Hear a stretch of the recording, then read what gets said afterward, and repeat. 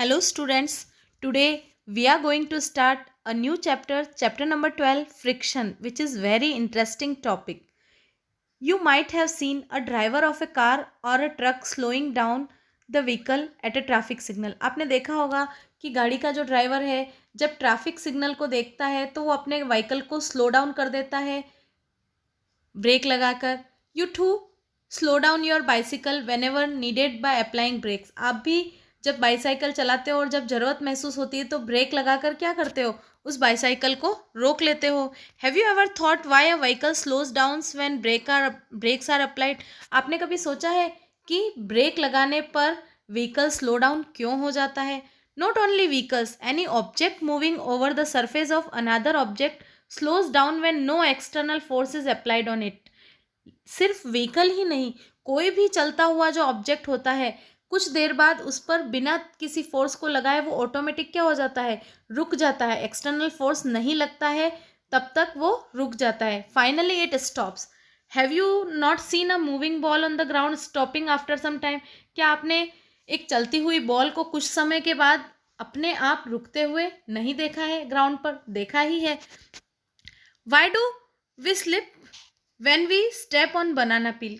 क्यों हम फिसल जाते हैं जब हमारा पाँव केले के छिलके के ऊपर पड़ता है. Why is it difficult to walk on a smooth and wet floor.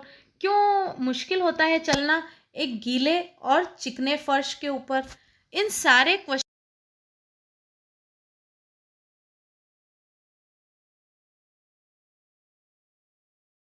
मिलेगा. इसके लिए सबसे पहले आपको ये जानना ज़रूरी है कि फोर्स ऑफ फ्रिक्शन क्या होता है, या जनरल लैंग्वेज में हम कहें तो फ्रिक्शन क्या होता है. आपने ये पढ़ा होगा जो अपनी प्रीवियस क्लासेस है या हम हमारी जो डेली लाइफ है उसमें हम सुनते भी हैं कि अगर हमको किसी ऑब्जेक्ट को मूव करना हो तो वो ऑटोमेटिक मूव नहीं करता है. हमको उसके ऊपर एक तरह का फोर्स अप्लाई करना पड़ता है तब जाकर वो ऑब्जेक्ट मूव करता है. तो हमने फोर्स लगाया और ऑब्जेक्ट मूव करने लग गया. और फ्रिक्शन जो है वो भी एक तरह का फोर्स है, लेकिन friction is a type of negative force. Friction जो है एक तरह का नेगेटिव फोर्स है. जो फोर्स हम अप्लाई कर रहे हैं उसको रोकने का काम करता है ये फोर्स ऑफ फ्रिक्शन. इसको हम एक एक्टिविटी के थ्रू अच्छे से समझेंगे. Gently push a book on a table. You observe that it stops after moving for some distance. जैसे कि आपको इस स्क्रीन पर एक बुक दिख रही है. अगर आपने इस बुक को जेंटली अपने हाथों से धक्का दिया तो क्या होगा, ये बुक मूव करेगी और कुछ ही देर में ये बुक मूव करते करते ऑटोमेटिकली रुक जाएगी. Can you think of an explanation कि ऐसा क्या हुआ, क्यों ये बुक ऑटोमेटिक रुक गई. Can we say that a force must be acting on the book opposing its motion. क्या हम ये कह सकते हैं कि जब हमने इस बुक के ऊपर फोर्स लगाया तो सामने की तरफ से एक ऐसा फोर्स इसके ऊपर एक्ट हो रहा है जो इस बुक के मोशन को अपोज करने की कोशिश कर रहा है, रोकने की कोशिश कर रहा है. This force is called force of friction. ये जो एक नेगेटिव फोर्स है जो इस बुक के अगेंस्ट में वर्क कर रहा है वो ही फोर्स ऑफ फ्रिक्शन है. जैसे हम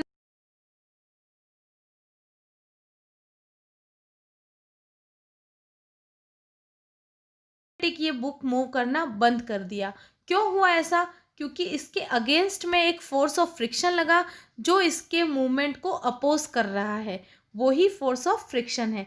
अगर अब आप क्या करोगे, इस बुक को इधर लेफ्ट, पहले आपने क्या किया, राइट से लेफ्ट की तरफ मूव किया, अब लेफ्ट से राइट की तरफ बुक को मूव कर रहे हैं तो भी क्या होगा, कुछ देर के बाद ये बुक ऑटोमेटिकली रुक जाएगी. अब इस टाइम क्या हुआ, इसके अपोजिट साइड से फिर से फोर्स ऑफ फ्रिक्शन एक्ट करना स्टार्ट हो गया. और वो क्या कर रहा है, फोर्स ऑफ फ्रिक्शन इस बुक के मूवमेंट को अपोज कर रहा है. ठीक है. You so that if you apply the force along the left friction acts along the right. यानी फोर्स ऑफ फ्रिक्शन कहाँ लगता है, जस्ट अपोजिट साइड में. If you apply the force along left, अगर आपने लेफ्ट की तरफ फोर्स लगाया है तो फ्रिक्शन फोर्स कहाँ लगेगा, राइट की तरफ लगेगा. और अगर आपने फोर्स राइट की तरफ लगाया है तो फ्रिक्शन फोर्स कहाँ लगेगा, लेफ्ट की तरफ लगेगा.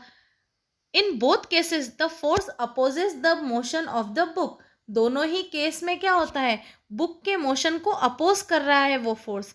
The force of friction always opposes the applied force. Friction force हमेशा क्या करेगा, हमारे द्वारा लगाए गए फोर्स को अपोज करने की कोशिश करेगा।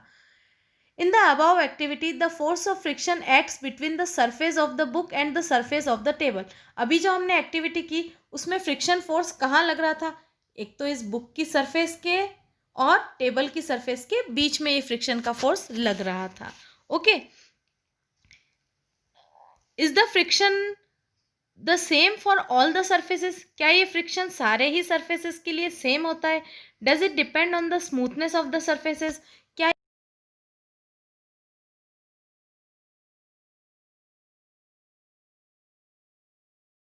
अफेक्टिंग फ्रिक्शन, फ्रिक्शन को कौन कौन से फैक्टर्स अफेक्ट करते हैं, आगे हम ये पढ़ेंगे।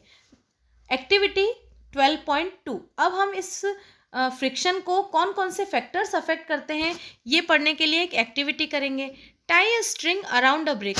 ये जो आपको सरफेस पर स्क्रीन पर डायग्राम दिख रहा है, इसमें क्या है, एक ब्रिक है, इसके चारों तरफ एक धागा बांध दिया है।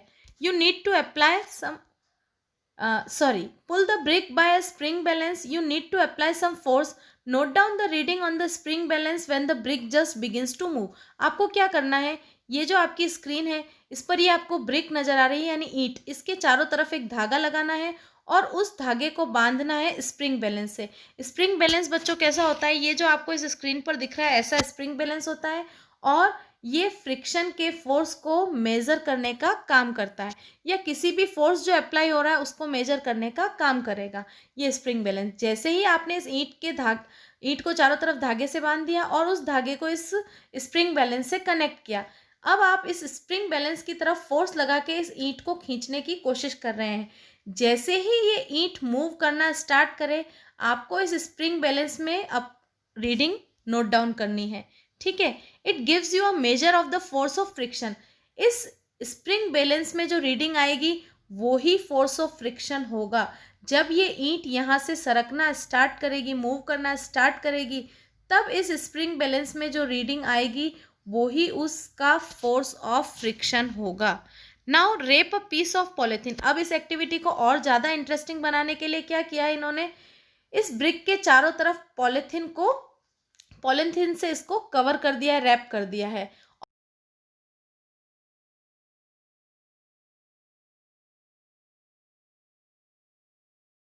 भी उतना ही फोर्स ऑफ फ्रिक्शन लगेगा या थोड़ा कम लगेगा? Do you observe any difference in reading? इस टाइम पर फोर्स ऑफ फ्रिक्शन कम लगेगा। क्यों हुआ ऐसा? क्योंकि पॉलीथीन जो है वो इजीली, उसकी जो सरफेस होती है वो स्मूथ होती है, तो वो इजीली सरकने लग जाएगी और जो अप्लाइड फोर्स है, जो फोर्स हमको लगाना पड़ रहा है वो कम लगाना पड़ेगा। What might be the reason? क्योंकि सरफेस जो है पॉलीथीन की वो स्मूथ होती है। Repeat this activity by wrapping a piece of jute bag. अब आपको क्या करना है, जहाँ पर आपने उस ब्रिक के चारों तरफ पॉलीथीन रैप की, वहाँ पर आपको जूट का बैग यानी जो बोरी हम कहते हैं हमारी जो नॉर्मल लैंग्वेजेस में जिसमें गेहूँ वगैरह भर के आते हैं, उसको रैप करके और इस एक्टिविटी को रिपीट करना है। इस टाइम क्या होगा, फोर्स ऑफ फ्रिक्शन बहुत बढ़ जाएगा। जो फोर्स हम अप्लाई कर रहे हैं वो बहुत ज़्यादा बढ़ जाएगा, क्योंकि जूट के बैग का सरफेस जो होता है वो बहुत रफ सरफेस होता है और वो आसानी से नहीं सरकेगा। ओके, अब स्प्रिंग बैलेंस क्या होता है? Spring balance is a device used for measuring the force acting on an object. किसी भी ऑब्जेक्ट पर कितना फोर्स लग रहा है उसको मेजर करने के लिए एक डिवाइस यूज होती है जिसको हम स्प्रिंग बैलेंस बोलते हैं। It consist of a coiled spring which get stretched when a force is applied on it. जैसे ही हम इसके ऊपर कोई फोर्स अप्लाई करेंगे, यहाँ पर इसके अंदर कोई फोर्स टांगेंगे, तो इसके अंदर लगी हुई स्प्रिंग जो है वो नीचे की तरफ सरकेगी और यहाँ पर जो स्केल्स हैं उस स्केल्स में वो रीडिंग को बताएगा। The reading on the scale gives the magnitude of the force. कितना फोर्स अप्लाई हुआ उसकी रीडिंग इस स्केल पर आपको नजर आएगी। Now the next activity is activity 12.3। एक तो कितना फोर्स लगा रहे हैं उसके ऊपर इफेक्ट करेगा फोर्स ऑफ फ्रिक्शन।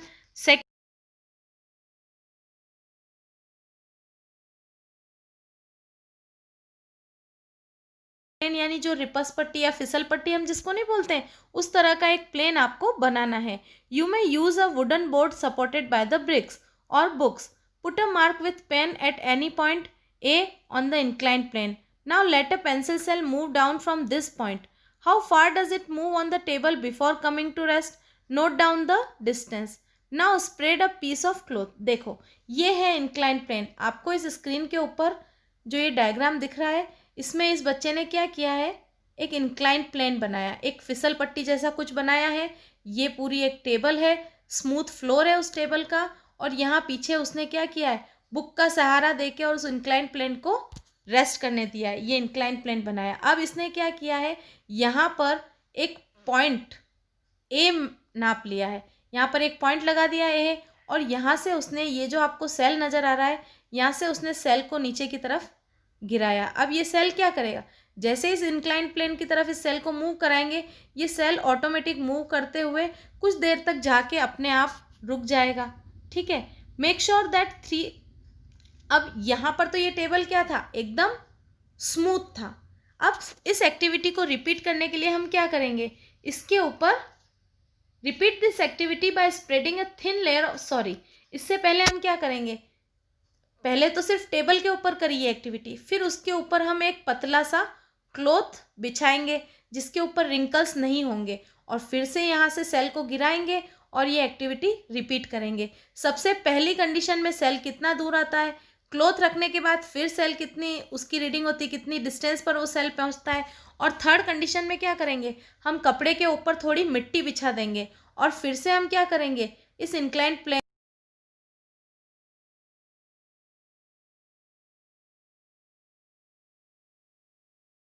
कि जो फर्स्ट कंडीशन थी जिसमें सिर्फ टेबल था स्मूथ, उस कंडीशन में सेल सबसे ज़्यादा दूर तक गया।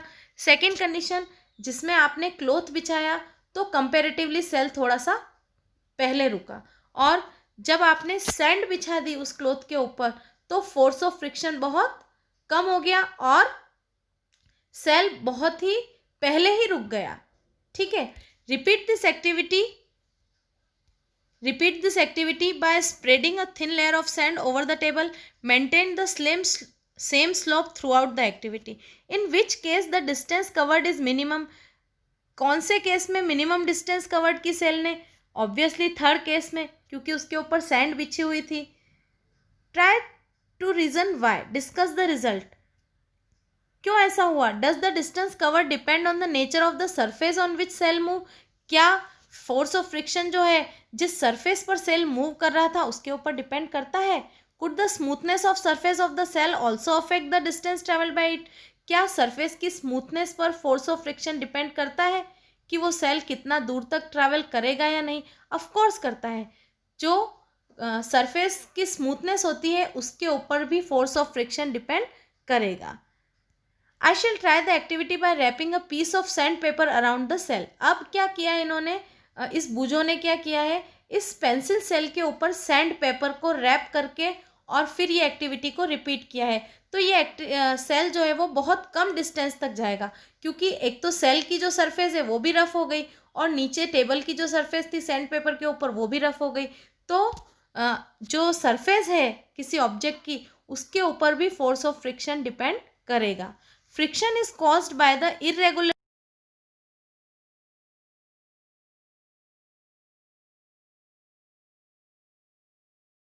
कांटेक्ट में, जैसे सेल है और ये टेबल है, इन दोनों के जो इरेगुलरिटीज हैं, इरेगुलरिटीज का मतलब उबड़ खाबड़ सरफेस, जब दो उबड़ खाबड़ सरफेस कांटेक्ट में आ रही, even though surfaces which appear very smooth have a large number of minute irregularities. जैसे टेबल हमको दिखने में कैसा स्मूथ दिखता है, लेकिन उस पर भी बहुत सारी माइन्यूट इरेगुलरिटीज प्रेजेंट होती है। Irregularities on the two surfaces lock into one another. और जो इरेगुलरिटीज होती है सरफेस पर, वो दो सरफेस, जो दो ऑब्जेक्ट कांटेक्ट में आ रहे हैं, दो सरफेस कांटेक्ट में आती है, उन दोनों को एक दूसरे के अंदर लॉक कर देती है। When we attempt to move any surface we have to apply force to overcome interlocking. अब जब वो दोनों सरफेस एक दूसरे के अंदर लॉक हो जाती है, अगर हमको उनको इंटरलॉक करना है, उनके लॉक को तोड़ना है, तो हमको क्या करना पड़ेगा, उसके ऊपर फोर्स को अप्लाई करना पड़ेगा। On rough surfaces there are a larger number of irregularities. जो रफ सरफेस होती है उन पर इरेगुलरिटीज बहुत ज़्यादा होती है, तो force of friction is greater, तो हमको ज़्यादा क्वांटिटी में फोर्स लगाना पड़ता है रफ सरफेस के ऊपर उसके इंटरलॉक को तोड़ने के लिए, तो फोर्स ऑफ फ्रिक्शन ज़्यादा होता है. We see that the friction is caused by the interlocking of irregularities into the two surfaces. इसलिए क्या है फैक्टर्स इफेक्टिंग में, एक और फैक्टर कौन सा है, एक तो उसकी सरफेस की स्मूथनेस पर, सरफेस की इरेगुलरिटीज पर भी डिपेंड करेगा कि कितना फोर्स ऑफ फ्रिक्शन लगेगा. It is obvious that the force of friction will increase if the two surfaces are pressed harder. और एक और जो फैक्टर है वो है, अगर फोर्स ऑफ फ्रिक्शन इंक्रीज होगा जब दो सरफेसेस एक दूसरे से हार्डली प्रेस्ड होगी, एक दूसरे के ऊपर हार्डली प्रेस्ड हो.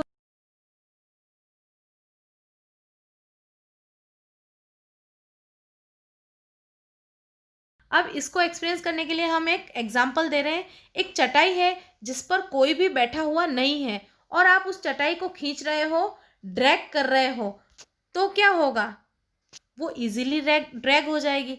और अगर उस चटाई के ऊपर कोई पर्सन बैठ गया है तो क्या होगा, हमको उस पर ज़्यादा फोर्स लगाना पड़ेगा उसको खींचने के लिए, क्योंकि जब वो पर्सन उस चटाई के ऊपर बैठा तो चटाई और उस पर्सन ने एक दूसरे को क्या किया, हार्डली प्रेस किया दो सरफेस को, और दोनों के अंदर इंटरलॉकिंग बढ़ गई, जिससे हमको उस इंटरलॉकिंग को तोड़ने के लिए फोर्स ज़्यादा लगाना पड़ा. Recall your experience when last time you moved a heavy box from one place to another. If you have no much experience, get that experience now. What is easier to move the box from rest or to move it when it is already in motion? अगर हम किसी heavy box को धक्का दे रहे हैं, अगर वो rest में है और फिर अपन उसको धक्का दे रहे हैं तो हमको कितना फोर्स लगाना पड़ेगा, और एक वो मूविंग में है और फिर हम उसको धक्का दे रहे हैं तो हमको कौन सी केस में फोर्स ज़्यादा लगाना पड़ेगा. जब वो ऑब्जेक्ट रेस्ट में है तब हमको उसके ऊपर ज़्यादा क्वांटिटी में फोर्स लगाना पड़ेगा.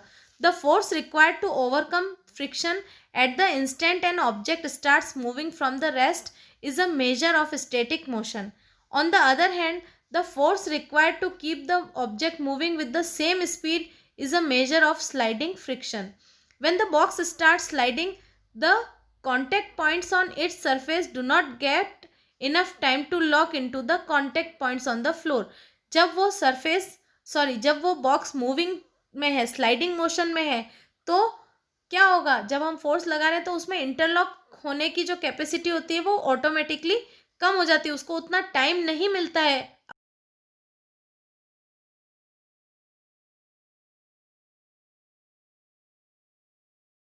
smaller than the static friction. And you will find somewhat easier to move the box already in motion that to get started. जब वो बॉक्स मोशन में है तो हम उसको इजीली मोशन में मतलब फोर्स कम लगाना पड़ेगा, और लेकिन उसको जब हम स्टार्टिंग से मूव कराने की कोशिश करेंगे तब हमको फोर्स ज़्यादा क्वांटिटी में लगाना पड़ेगा. Now the next topic is friction unnecessary evil. Friction हमारे लिए क्यों ज़रूरी है. Recall now some of your experiences. Is it easier to hold a कुल्हड़ or a glass tumbler? Suppose the outer surface of the tumbler is greasy. हम जिस कुल्हड़ में चाय वगैरह पीते हैं, जो मिट्टी के पॉट होते हैं, उनको अगर हम पकड़ के रखते हैं तो क्या इजी होता है उस सरफेस को पकड़ के रखना. जब वो सरफेस कैसी होती है, ग्रीसी होती है, जब उसके ऊपर ग्रीस लगा हुआ होता है या फिर उसके ऊपर कुकिंग ऑयल की एक लेयर चढ़ी हुई होती है, तो हमको वो पकड़ने में कैसी होगी, डिफ़िकल्ट होगी. Just think, would it be possible to hold the glass at all if there is no friction. क्या अगर चारों तरफ फ्रिक्शन नहीं होगा तो हम क्या उस ग्लास को इजीली पकड़ पाएंगे? ऐसा नहीं होगा. अगर हमको ग्लास को पकड़ना है तो वहाँ फोर्स ऑफ फ्रिक्शन का होना ज़रूरी है, अदरवाइज वो ग्लास हमारे हाथ से छूटकर नीचे गिर जाएगी. Recall also how difficult it is to move on a wet muddy track और अ वेट मार्बल फ्लोर. गीले मार्बल के फर्श पर या गीली चिकनी मिट्टी के ऊपर चलना आसान होता है क्या? नहीं होता है. Can you imagine being able to walk at all if there is no friction. अगर कहीं पर बिल्कुल फ्रिक्शनल फोर्स नहीं है तो क्या वहाँ आसानी से चलना पॉसिबल हो पाता है? ऐसा नहीं होता है. तो फोर्स ऑफ फ्रिक्शन का होना ज़रूरी है, उसी की वजह से हम चल पाते हैं. You could not write with pen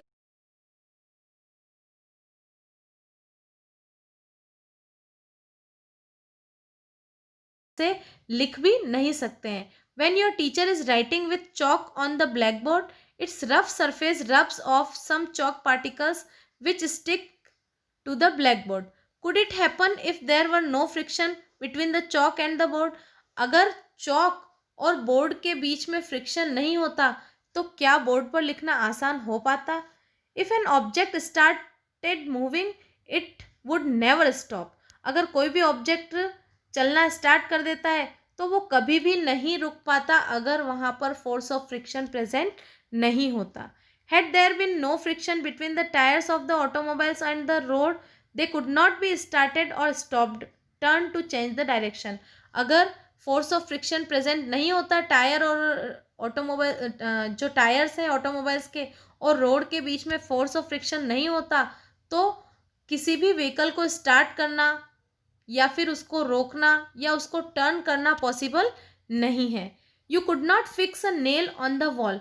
आप जो एक कीली है उसको वॉल के ऊपर नहीं टाई कर सकते हैं अगर फोर्स ऑफ फ्रिक्शन नहीं हो तो. Without friction no building could be constructed. कोई भी बिल्डिंग भी नहीं बनाई जा सकती है अगर फ्रिक्शनल फोर्स नहीं हो तो. On the other hand friction is an evil too. इसके अलावा फ्रिक्शन हमारे लिए एक एविल का काम भी करेगा. It wears out the materials whether they are screw, ball bearings और soles of shoe. You must have seen worn out steps of foot over bridges at railway station. Frictions can also produce heat. Friction जो है वो heat भी produce करता है बहुत बार. Vigorously rub your palms together for few minutes. How do you feel when you strike a matchstick against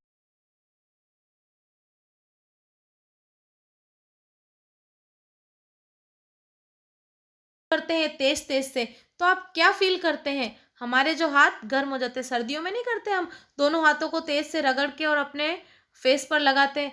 क्यों करते हैं ऐसा? क्योंकि दोनों हाथों को जब हम रब कर रहे हैं तो हीट प्रोड्यूस हो रही है फ्रिक्शनल फोर्स की वजह से और वो हमारे हैंड गर्म हो जाते हैं.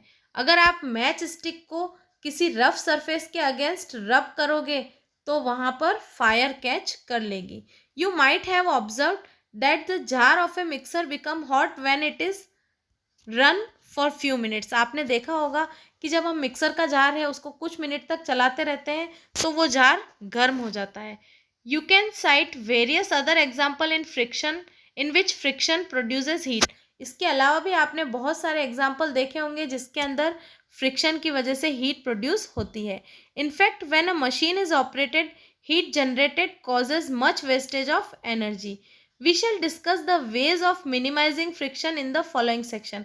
अब हम जो नेक्स्ट चैप्टर बाद में पढ़ेंगे, जो नेक्स्ट सेक्शन इस चैप्टर का, उसमें हम फ्रिक्शन को कैसे मिनिमाइज कर सकते हैं ये पढ़ेंगे. आज जो टॉपिक हमने पढ़ा उसमें फ्रिक्शन क्या होता है, फ्रिक्शन क्यों ज़रूरी है और फ्रिक्शन को कौन कौन से फैक्टर्स अफेक्ट करते हैं, इस वीडियो में हमने इस चीज़ को डिटेल में पढ़ा. नेक्स्ट क्लास में हम फ्रिक्शन को कैसे कम करते हैं ये सारी चीज़ें पढ़ने वाले हैं. Thank you. Have a nice day.